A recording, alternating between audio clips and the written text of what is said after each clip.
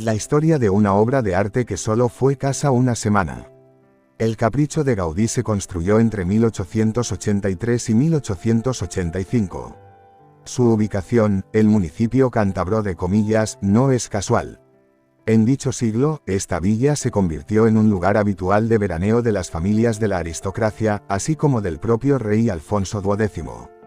Máximo Díaz de Quijano, concuñado del marqués de Comillas, era entonces un indiano que preparaba su vuelta a España.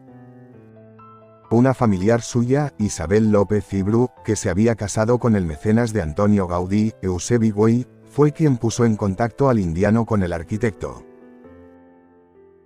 Pero Gaudí, que entonces se encontraba inmerso en la construcción de la Casa Vicens, delegó la dirección de las obras en su compañero Cristóbal Cascante.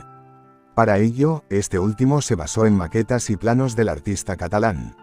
Sin embargo, el indiano apenas pudo disfrutar de su capricho una semana, los días que tardó en fallecer después de su regreso a España.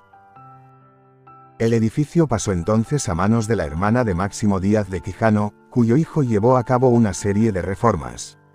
Tras la Guerra Civil, la casa sufrió el abandono. El edificio se vendió en 1977 y pasó por la mano de varios propietarios, convertido en restaurante.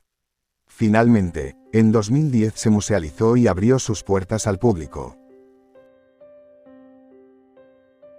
Por supuesto, no puede hablarse del exterior de El Capricho de Gaudí sin hablar de la torre que lo corona. Hablamos de una torre inspirada en los alminares persas que se erige sobre un templete formado por 4 columnas de piedra.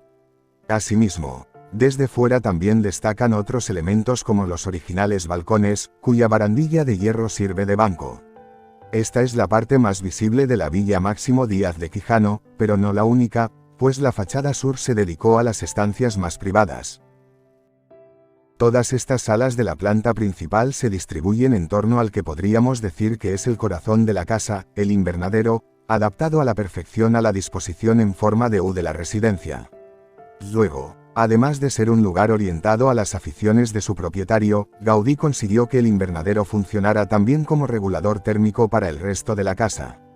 Es decir, el invernadero se dedica a acumular el calor durante las horas de luz para después irradiarlas al resto de las habitaciones al anochecer. Por último, en la planta superior está el desván.